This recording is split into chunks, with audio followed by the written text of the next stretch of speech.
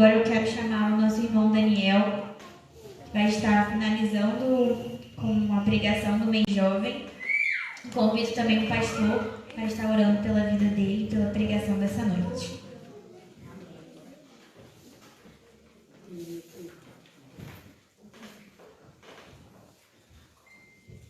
Vamos orar. Senhor, como é bom estarmos na Tua casa e podermos apresentar um culto de louvor e adoração ao Teu santo nome. Como é bom podermos nos sentir, Senhor, seguro em Tuas mãos e o mover do Teu Espírito Santo dentro do nosso ser, a qual nos apresenta como é bom poder louvar o Teu santo nome. E obrigado, ó Pai, por esse mês de agosto, por todos os eventos aqui organizados pelos adolescentes e pelos jovens. E nós louvamos por esse momento agora, podemos ouvir a Tua palavra pelo líder dos jovens, o nosso irmão Daniel, a qual neste momento vai ser um instrumento usado mais uma vez, ó Pai, aqui nesta casa, para trazer a Tua palavra, Senhor, para a nossa meditação. Que essa palavra, Senhor, possa penetrar os corações endurecidos, os corações entristecidos, os corações que ainda não foram transformados pelo Teu Espírito, e que Ele possa entrar e transformar, Senhor, para a honra e glória do Teu nome. Amém, Senhor Jesus.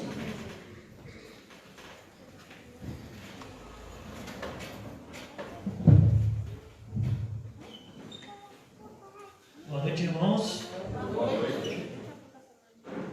Mais uma vez aqui, um prazer aqui à frente, trazendo a palavra aos irmãos nesta noite.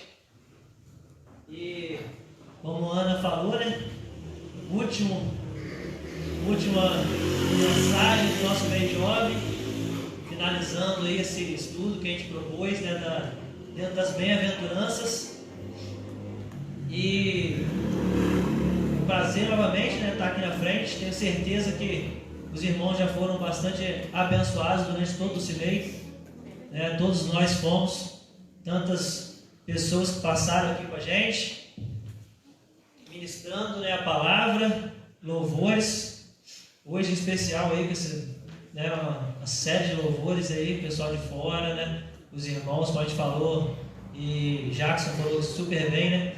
Temos que estar evangelizando e passando, né, para a nova geração todos os ensinamentos, e os louvores também são ensinamentos, né, e através dos louvores são passados ensinamentos também, e é muito gratificante ver essa turma aqui, né, de jovens, né, tão bem aqui se dispondo, né, a estar aqui na presença de Deus e estar louvando com a gente, né, tanto as meninas como os meninos também, e dá para ver que tem futuro aí pela frente essa turma aí. Deixar aí um legado para eles seguirem em frente. E, irmãos, a gente vai estar encerrando, né, como eu falei, as bem-aventuranças hoje. E o tema para hoje ficou fechando aí, né, o versículo 10 da última bem-aventurança. Tá abrindo aqui. E a gente, irmãos, nesse mês, a gente já falou aqui bastante sobre bem-aventuranças, né? Sobre esse estado de espírito que seria a bem-aventurança, que não é apenas ser feliz, mas muito mais do que ser feliz, né? Uma felicidade divina, uma felicidade que vem de Deus e que representa termos a glória de Deus, né, em nós e sermos felizes independentemente das circunstâncias que estão à nossa volta. Independente das circunstâncias do dia a dia, aquilo que estivermos passando, somos felizes em Deus, e por isso nós somos bem-aventurados. E durante esse mês, cada versículo que a gente viu aqui, que a gente estudou mais profundamente, por todos os preletores que passaram por aqui, a gente pode observar o seguinte, irmãos, eu anotei aqui, com as bem-aventuranças nós vemos que os pobres em espírito choram, eles são humildes, eles têm fome e sede de justiça. Os misericordiosos, eles são puros de coração, são pacientes e são perseguidos por causa da justiça. São todas as qualidades, né, que que a gente traz em todos os versículos daqui das bem-aventuranças.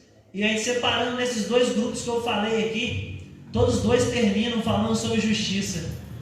Todos dois terminam, o primeiro, grupo de 4 versículos termina falando sobre termos fome e sede de justiça. E o último que está proposto para hoje, que é o versículo 10, fala sobre sermos perseguidos por causa da justiça. Então, irmãos, todas essas características que nós estudamos durante esse mês, como eu falei aqui, os pobres em espírito, os que choram, os humildes, os que têm fome e sede de justiça, os misericordiosos, puros de coração, pacificadores, todos eles. Nós temos que ser pessoas assim, seguir nossos princípios dessa maneira, e tudo isso vai nos levar, de certa forma, a ser perseguido em algum momento de nossa vida. E a palavra de Deus traz isso, E, irmãos, isso é fato. A palavra de Deus traz aqui, não deixa dúvidas para a gente, que todos, são perseguidos por fazer algo bom. São características boas, características que têm que estar presentes em nós, mas que nós vamos ser perseguidos por causa disso. Nós vamos ser perseguidos em algum momento aí no mundo, aí fora, pelas pessoas do mundo, pessoas que não sabem ver que isso é bom e que querem o mal na humanidade. O louvor que o Diego trouxe aqui para a gente fala perfeitamente, E aquele ladrão na cruz, ao reconhecer aquilo ali, ele estava reconhecendo que ele era pecador, que ele era falho, que ele roubou durante sua vida e que estava ali reconhecendo a Jesus como o nosso Salvador e que estava ali pagando o mesmo preço que ele. Ele soube reconhecer. Mas quantas e quantas pessoas nós vemos aí fora que ainda não conhecem esse Jesus que entregou sua vida por nós, que pagou todo esse preço por nós, e não sabem reconhecer tudo isso, e vão sim nos perseguir, assim como perseguiram Jesus naquele momento, naqueles anos. Ele foi perseguido nos anos do seu ministério. E, irmãos, por sermos perseguidos, é só assim que nós, na verdade, vamos ser bem-aventurados. Porque aqui nessa passagem sobre as bem-aventuranças, todas essas passagens elas começam falando: bem-aventurados são, bem-aventurados são os perseguidos, bem-aventurados são os puros de coração, bem-aventurados são os que choram. Então, se vamos ser perseguidos por tudo isso, nós só somos bem-aventurados por conta disso e por conta dessa perseguição. Isso nós temos que ter certeza entre nós. E isso é promessa, irmãos. É promessa de Deus para as nossas vidas. E Ele continua dizendo, na verdade, nós temos que se alegrar por conta disso. Deus nos diz que nós temos que se alegrar.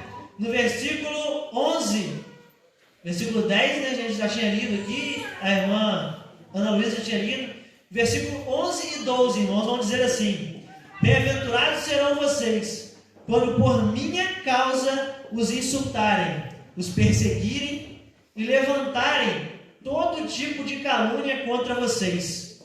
Alegrem-se e regozijem-se, porque grande é a sua recompensa nos céus. E, como eu falei, essa palavra deixa claro que nós seremos perseguidos.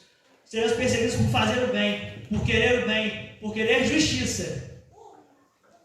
E nós só vamos ser bem-aventurados com isso. Mas a palavra também nos conforta, nos consola e nos impulsiona, nos alegra a sermos alegres com isso, a nos regozijarmos com isso, para que a gente não espere a recompensa na terra. Nós fazemos tudo isso porque temos a diferença de Cristo conosco. Cristo mudou nossas vidas, Cristo transforma nossas vidas, e nós não podemos fazer tudo isso, querer fazer o bem, esperando a recompensa aqui na terra. Podemos sim ter recompensa aqui na terra, como a gente abriu o mês falando, mas não é esse o nosso objetivo. Nosso objetivo é a recompensa dos céus, é a recompensa de Deus nas nossas vidas. E Deus tem grande recompensa nos céus para nós. Deus tem coisas maravilhosas, grandiosas nos aguardando. todos aqueles que nele creem como o único Salvador e transformador de nossas vidas. E, irmãos, seguindo, né, a gente falou aqui que esse texto, ele termina aqui com as bem-aventuranças. Mas as bem-aventuranças, como a gente falou aqui, irmã Simone Salomão também falou super bem com a gente sobre, introduzindo também isso aqui que eu ia falar, ela já buscou lá na mensagem dela daquele dia, e maravilhosamente, né, não tem nem o que falar.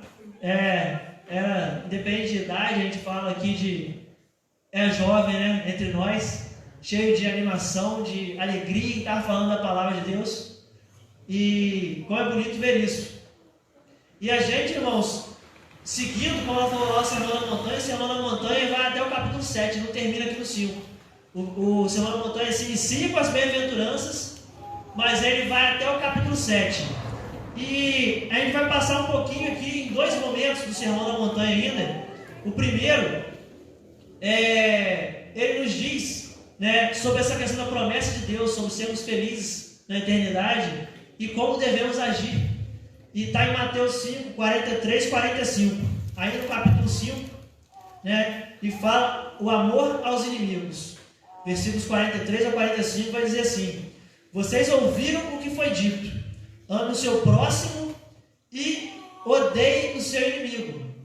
Mas eu lhes digo, amem os seus inimigos e orem por aqueles que os perseguem, para que vocês venham a ser filhos de seu Pai que está nos céus.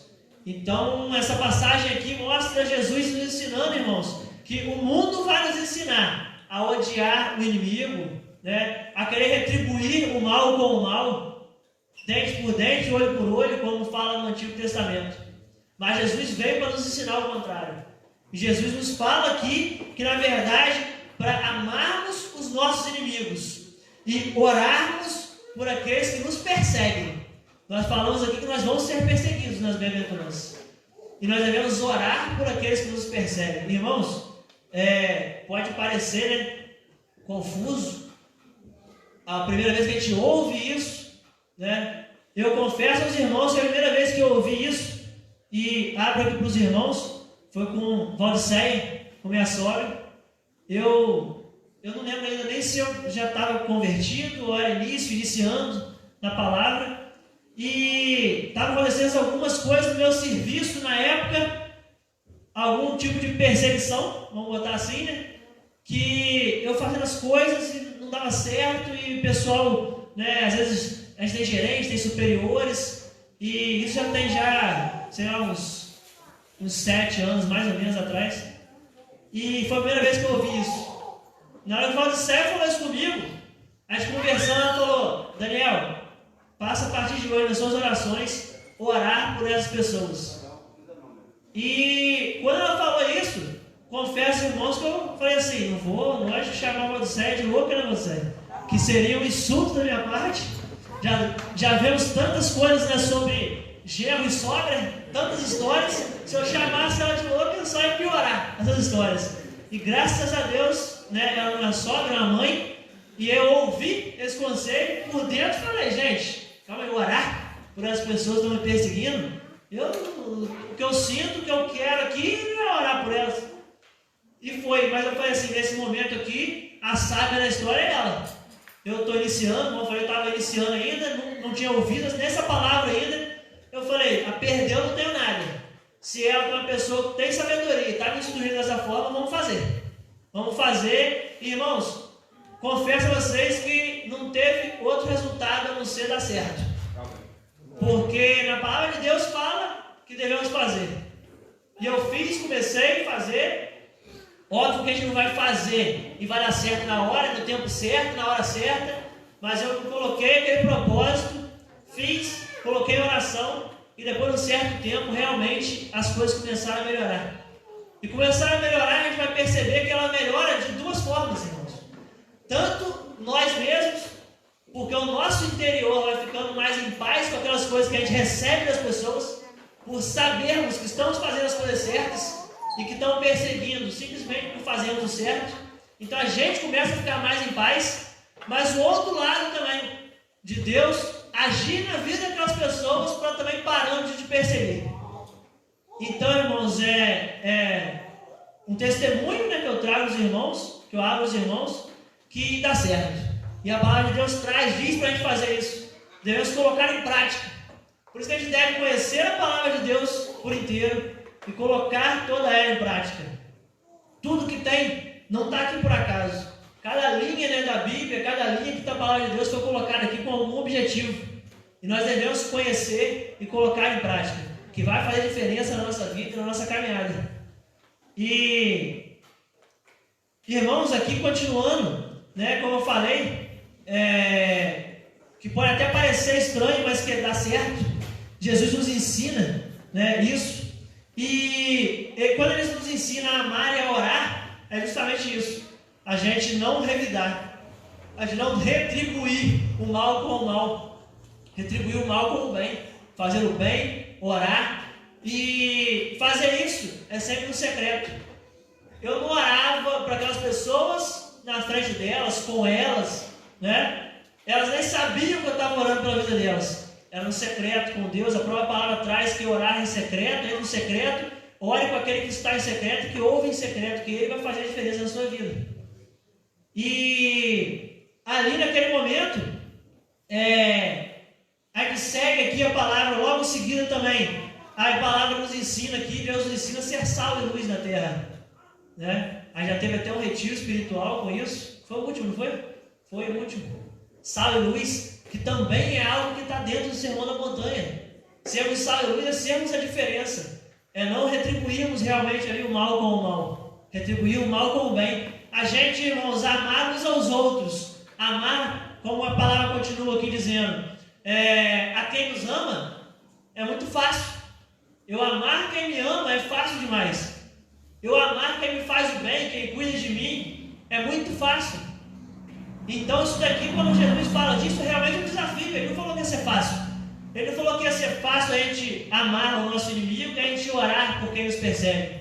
Mas ele falou que fizéssemos. Ele deu a sua ordenança. Ele trouxe isso como ordenança para a gente, para que a gente faça. E um maior exemplo, irmãos, de transformação, né, que eu trouxe aqui para a gente sobre isso, seria Paulo, né, apóstolo Paulo. E a mudança de vida dele, de Saulo para Paulo, né? Quando ele conheceu a Cristo, quando ele conheceu a Deus, ele foi transformado. Ele que perseguia os cristãos, perseguia e matava os cristãos, ele é um bom exemplo disso, de uma pessoa que era um perseguidor, ele teve sua vida transformada e ele passou a ser perseguido por causa disso. Ele passou a ser perseguido pela palavra, né? Após ter esse encontro e sua vida transformada. Deus traz isso, e não é à toa que Paulo, até fazendo os estudos aqui, eu trouxe, que Paulo, ele escreveu cerca de 1/3 do Novo Testamento. Como ele foi usado por Deus. Quantas palavras e ensinamentos ele trouxe para a gente. Para que a gente pudesse estar hoje falando da vida dele, né? Falar de todos os ensinamentos que Cristo teve através da vida dele, e é um exemplo aqui para ser seguido. E, irmãos, como foi o Sermão da Montanha, nós vamos caminhando ali para o livro 7, versículos 24 e 27, vou estar lendo com os irmãos também, porque o sermão continua, como eu falei, cheios de ensinamentos, todos os ensinamentos, assim que Jesus começou, né, o seu ministério, foi o início do ministério, onde Jesus separou ali os discípulos naquele monte e teve esses ensinamentos. E no versículo 7, do 24 ao 27, vai estar dizendo sobre o prudente e o insensato. 24 diz assim: portanto, quem ouve estas minhas palavras e as pratica é como um homem prudente, que constrói a sua casa sobre a rocha. Caiu a chuva, transbordaram os rios, sopraram os ventos e deram contra aquela casa, e ela não caiu, porque tinha seus alicerces na rocha. Mas quem ouve essas minhas palavras e não as pratica, é como um insensato que construiu a sua casa sobre a areia. Caiu a chuva, transbordaram os rios, sopraram os ventos e deram contra aquela casa e ela caiu, e foi grande a sua queda.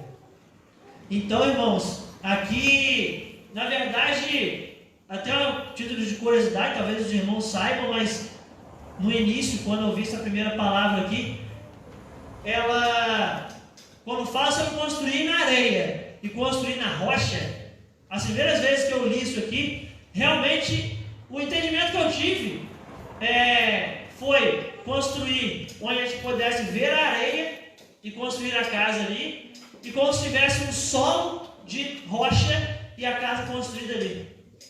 Mas depois, irmãos, me aprofundando no texto e vendo, e até na parte de construção civil, né, para quem não sabe, eu atuo na parte de construção civil, isso aqui a gente pode partir do princípio seguinte: não necessariamente a gente vai ver a rocha aqui embaixo da casa. Essas duas casas, irmãos, elas estavam construídas, se a gente olhasse, no mesmo terreno de areia. Todas as duas casas construídas no mesmo terreno de areia. O superficial a gente olha em areia, mas a diferença aqui era o seu alicerce, a sua fundação. Uma estava construída sem fundação, apenas na areia. A outra estava alicerçada. Na construção civil a gente fala sobre isso, sobre a fundação, quando a gente faz as estacas e leva aquela construção a ser apoiada lá no fundo na rocha. A rocha é lá no fundo, não é aqui, não é na superfície. A estaca chega lá na rocha. E isso aqui, irmãos, é a profundidade. É a profundidade que a gente tem falado sobre o nosso relacionamento com Deus. A gente não enxerga, não é visível, é invisível. Está lá no fundo a rocha.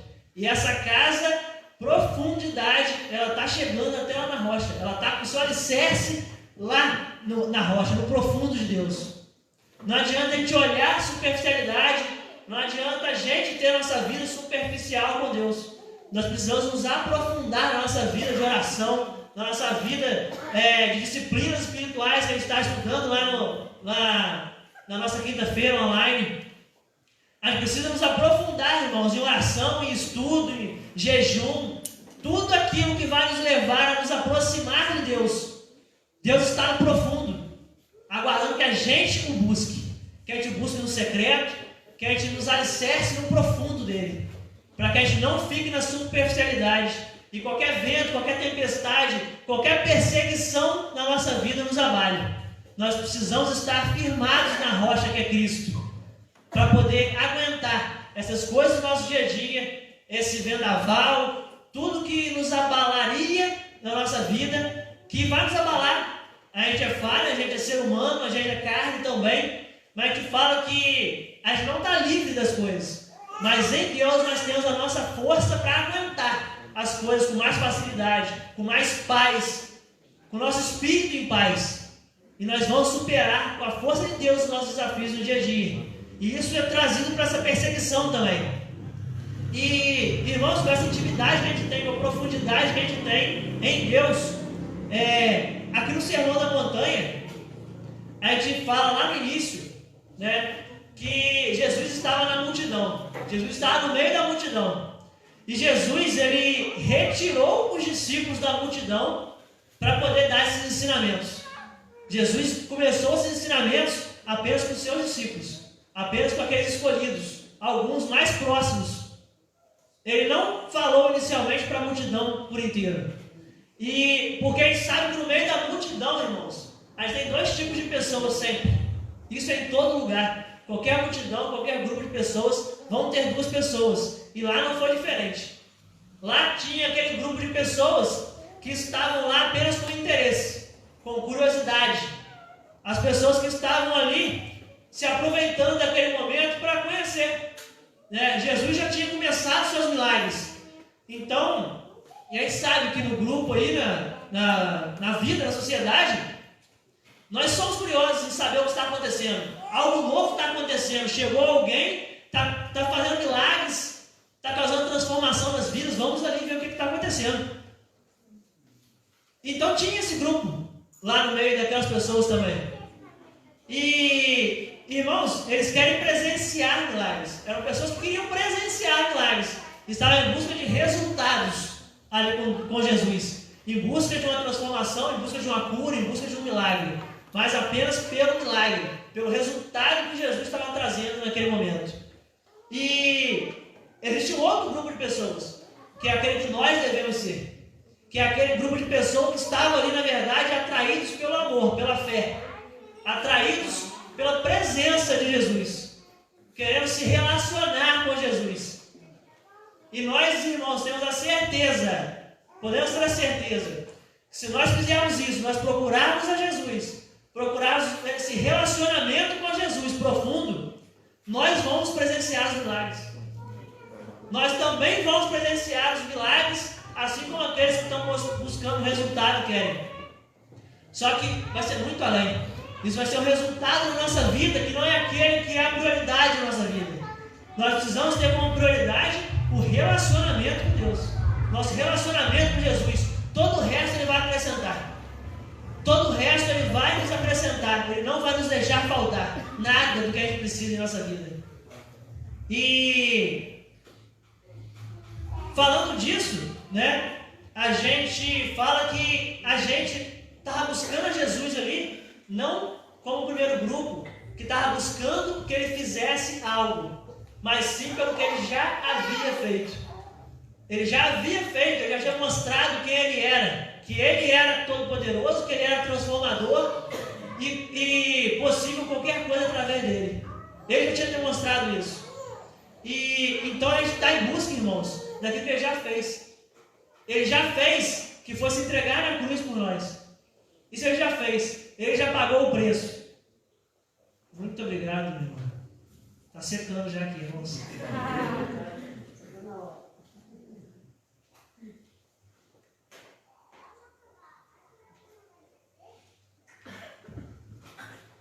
E assim como aquele louvor, eu estava aqui, o Diego cantando, louvando, e foi um louvor que falou muito comigo aqui no momento, completando até a minha mensagem, que já estava preparada, mas é aquilo, irmãos.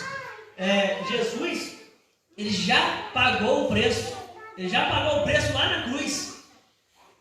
Ele foi perseguido e pagou o preço. O preço está pago. Nós precisamos reconhecer a Ele por isso, por esse feito, esse poder de salvação que Ele nos trouxe, nos redimindo, nos livrando do pecado. Todo o resto é bênção que virá depois. Não podemos estar pensando no relacionamento com Ele. E assim como Ele, nós temos que ser assim também na nossa vida, no dia a dia. O Sermão da Montanha finaliza, depois dessa parte dos alicerces, do prudente e do insensato que fez a casa sobre a areia e alicerçou na rocha. Ele vai finalizar os versículos 28 e 29 dizendo assim: quando Jesus acabou de dizer essas coisas, as multidões estavam maravilhadas com o seu ensino, porque Ele as ensinava como quem tem autoridade e não como os mestres da lei. Então, antigamente, lá no Velho Testamento, pessoas ensinavam também, tinham ensinamentos, só que eram pessoas que ensinavam, como falou ali, como os mestres da lei. Pessoas que ensinavam e muitas vezes nem cumpriam. Ensinavam querendo que os outros fizessem, mas não faziam. Não eram exemplos a ser seguidos. Diziam que oravam, tudo que traz aqui nesse Sermão da Montanha, né? Diziam, se colocavam nas esquinas orando para mostrar que estavam orando apenas por mostrar. Diziam que estavam jejuando, mostravam a face, né? Caída, triste, porque estava jejuando, apenas para se aparecer com as pessoas. E Jesus não veio para isso. Jesus veio para mostrar que tudo isso é possível, e Ele transformou vidas, transforma até hoje as nossas vidas, e deixou aquela multidão maravilhada, justamente por isso aqui, maravilhados com o seu ensino, porque as ensinava como quem tem autoridade. E nós precisamos falar a palavra de Deus, nós precisamos ensinar as pessoas no nosso dia a dia, nós precisamos ensinar e passar isso aos jovens, ensinar aos nossos filhos a seguirem no caminho com autoridade. Nós precisamos ser exemplo na vida das pessoas, nós precisamos ser exemplo aos jovens, nós precisamos ser exemplo no nosso trabalho, nós precisamos ser exemplo em cada lugar que nós formos. Só sendo exemplo, só vivendo a palavra de Deus nas nossas vidas, é que nós vamos demonstrar essa autoridade para as pessoas e as pessoas vão realmente acreditar que é possível, vão realmente enxergar na nossa vida que é possível, que a nossa vida foi transformada e que Jesus tem poder para transformar a delas também. E, irmãos, as pessoas, assim como nós, devemos desejar esse relacionamento com Jesus profundo, que a gente falou aqui. As pessoas lá fora, ao ver essas maravilhas da nossa vida, elas devem também desejar um relacionamento conosco e através de nós com Jesus.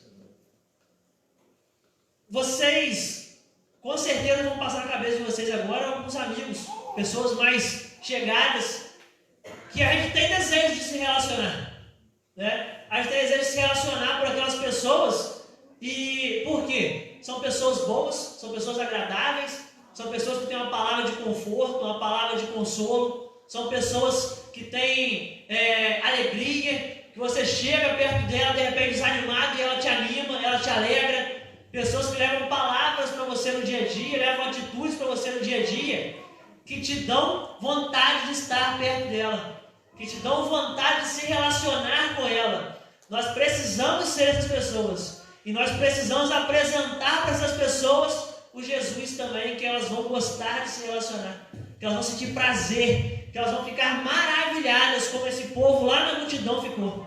Ficar maravilhadas com a presença de Jesus e com vontade de se relacionar com Ele.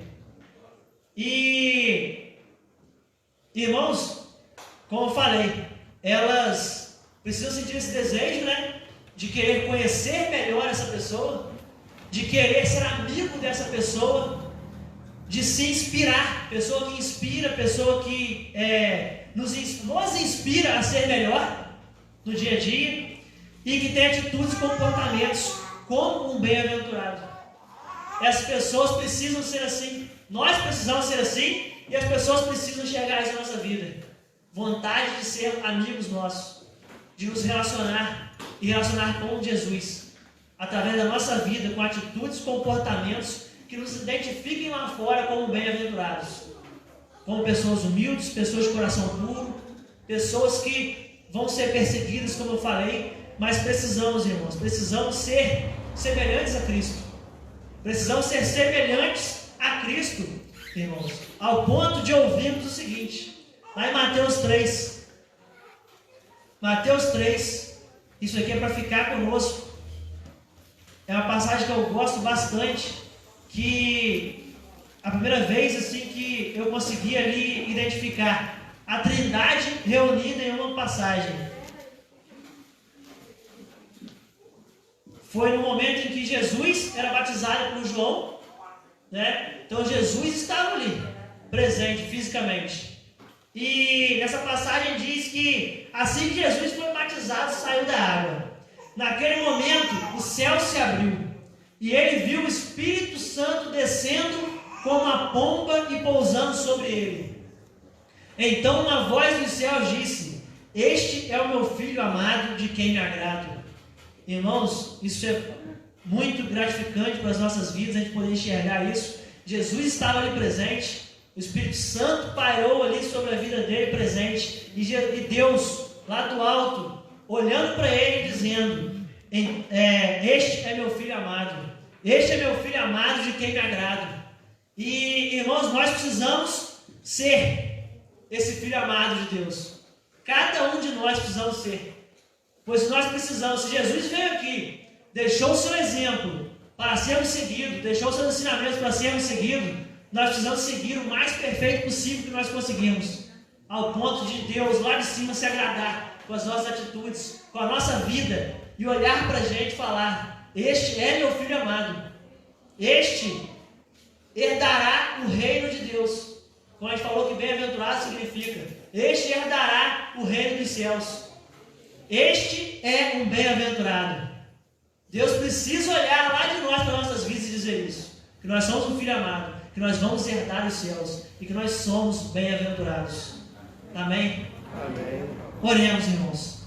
Senhor Deus, Pai querido, Pai amado, te agradecemos, Pai, mais uma vez por estarmos aqui em Tua casa, Pai, em Tua presença, Pai, reunidos aqui, Pai, como Tua igreja, meu Deus. Pai, Sentimos aqui, Pai, Sua presença hoje neste lugar, Pai. E que o Senhor possa, Pai, com o Seu Espírito, Pai, ter sondado os corações aqui presentes, Pai, ter visitado essas vidas, Pai, ter, Pai, levado a Tua palavra, Pai. E, Pai, te agradeço por ter sido instrumento aqui, Pai. Aquilo que o Senhor colocou no meu coração, que o Senhor me preparou, Pai, para estar aqui falando, Pai, que lá atrás me edificou, Pai, e que eu trouxe aqui para a edificação da sua igreja como um todo, meu Deus. Que o Senhor possa, Pai, estar contemplando essa palavra, Pai, completando essa palavra, Pai, no coração de cada um, Pai. Que possamos levar essa palavra às nossas vidas, no nosso dia a dia, Pai. Que possamos ser exemplo aonde formos, Pai. Aonde caminharmos no nosso dia a dia, Pai. Possamos ser exemplo, possamos fazer a diferença, Pai. Pai, que o Senhor possa ter falado, Pai, em especial, individual, Pai, na vida de cada um, Pai. Buscando transformação, Pai. Buscando melhoria, Pai. E o principal, a Tua presença permanente na vida de cada um, Pai. Não queremos, Pai, apenas relacionamentos rasos contigo, Pai. Não queremos relacionamentos momentâneos, Pai, quando apenas precisamos de alguma coisa, quando apenas estamos em dificuldade, Pai. Queremos um relacionamento profundo contigo, Pai. Sentir a Sua presença no nosso dia a dia, todos os momentos. Nos momentos de perseguição, Pai, sabemos que o Senhor ali está presente para nos fortalecer. Mas nos momentos também de alegria, Pai, poder agradecer a Ti, Pai. Sermos gratos a Ti, Pai. E saber que aquele momento está sendo proporcionado também por Ti. Pai, te agradeço neste momento, Pai, em nome do Teu Filho amado Jesus. Amém. Amém.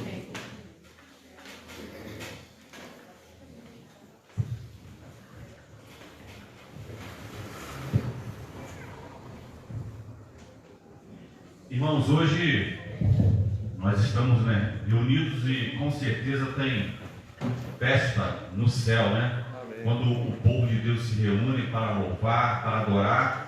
E também quando almas aceitam a Jesus.